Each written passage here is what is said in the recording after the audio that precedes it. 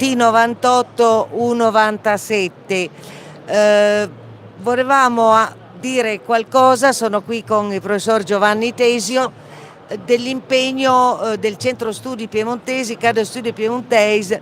per la lingua e la letteratura piemontese. Fin dalla sua fondazione, e il logo bilingue dice l'impegno che il Centro Studi Piemontesi ha messo in questa attività di pubblicazione, soprattutto di studio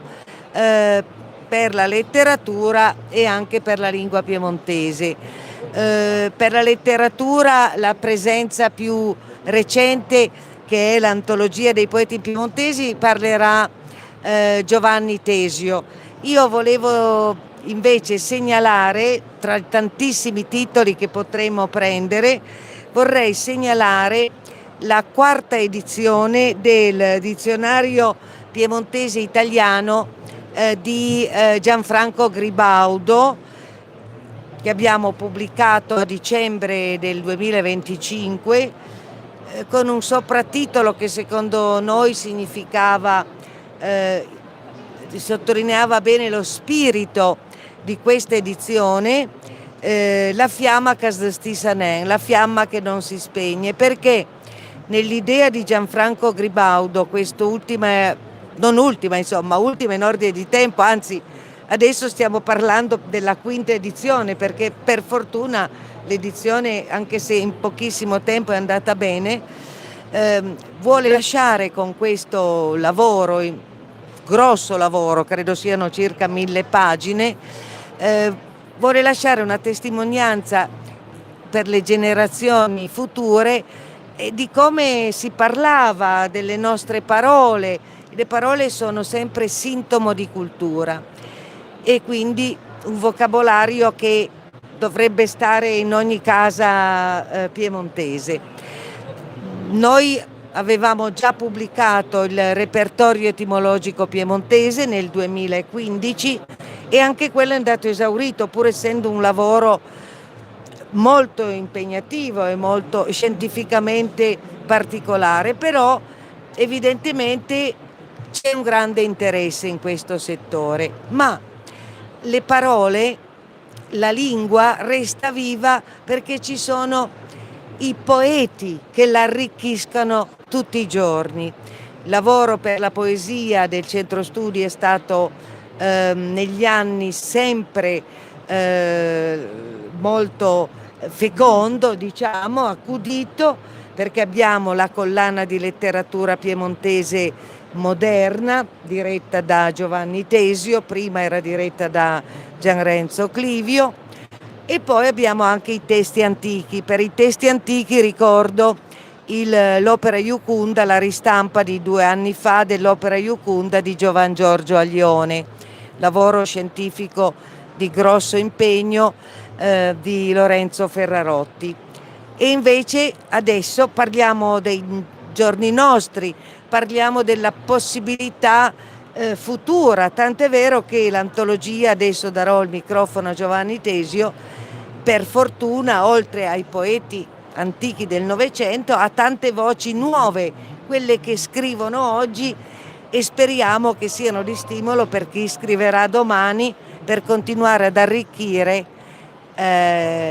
il vocabolario e per continuare a tenere accesa la fiamma che sti sanen. A te, Giovanni. Per dire semplicemente che quanto è stato detto è tutto molto preciso, e per dire semplicemente, o per integrare quello che è stato detto con l'antologia che abbiamo, Poeti in piemontese del Novecento ai giorni nostri, questa scelta antologica che abbiamo allestito insieme con Albina Malerba e con altri collaboratori che hanno contribuito a dare voce magari alle zone più periferiche. E questa è una vecchia questione. Il Centro Studi Piemontesi non è un'istituzione localistica, è un'istituzione aperta.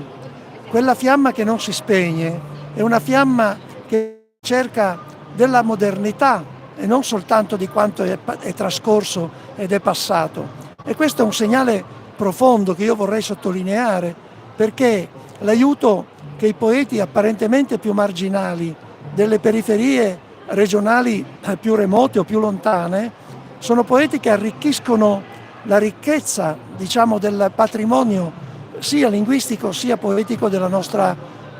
regione, a cui il centro studi è particolarmente attento. Quindi non soltanto la cosiddetta Koiné, i poeti di Torino o di come si parla a Torino, ma di come si parla ovunque, perché se c'è un elemento di modernità che è stato oramai acquisito è che i poeti parlano e scrivono la lingua quello che si chiamava una volta la lingua del cuore, che in realtà i professori definiscono come lingua endofasica, cioè lingua che viene di dentro, lingua che, come diceva Dante, ditta dentro, cioè emerge da un sottosuolo, da un sottofondo, che è naturalmente il sottosuolo e il sottofondo di tutte le voci che si sono accumulate nel tempo. Quindi questa antologia è un'antologia molto ricca, che è in qualche modo la summa di tutto ciò che il centro studi nel tempo ha peraltro fatto e ha edito. Quindi molti altri titoli, questo è un po' indecentemente presentato perché è il mio, Vita da Kant e da Kanté, ma io credo veramente che quella che sembrerebbe essere la vita da Kant sia di fatto la vita della parola che urge, la vita della parola che feconda e feconda la propria interiorità, quella parola che scaturisce, come dicevo prima, da una lunga traccia, da una lunga storia che viene di lontano in definitiva. Quindi tutti i titoli questi che hanno contraddistinto l'attività letteraria e in particolare poetica del centro studi piemontesi e che qui vengono naturalmente rappresentati da una lista notevolissima di voci che però non prescindono mai, e questo va ancora una volta sottolineato, non prescindono mai dai maestri che hanno preceduto i poeti contemporanei, cioè ci sono almeno due voci che sono voci canoniche come quella di Nino Costa e di Pinin Pacot, che rappresentano le due vie fondamentali a cui io associo sempre anche la voce di Luigi Olivero. Rappresentano le due strade fondamentali attraverso cui la poesia neodialettale si è espressa. E poi ci sono naturalmente quelle che abbiamo chiamato diciamo i poeti di maggiore rilevanza.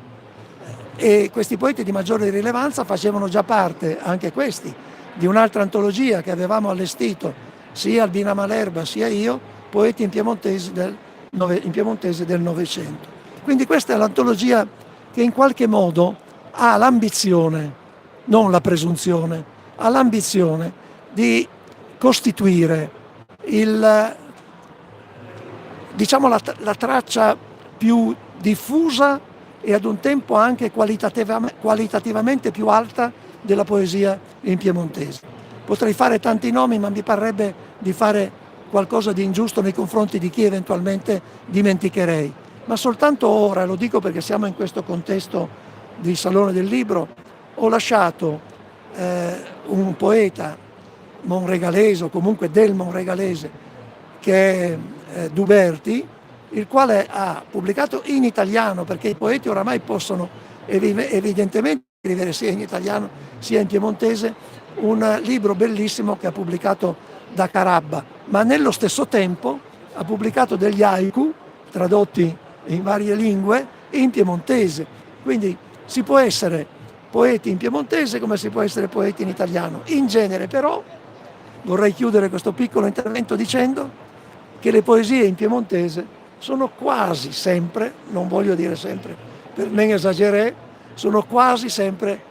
di un poeta che scriva nelle due lingue, sono quasi sempre le migliori. Ci sono ancora 2 giorni di Salone del Libro, venite a trovarci se siete in zona, se no venite poi al Centro Studi Piemontesi, via Ottavio Revel 15 a Torino.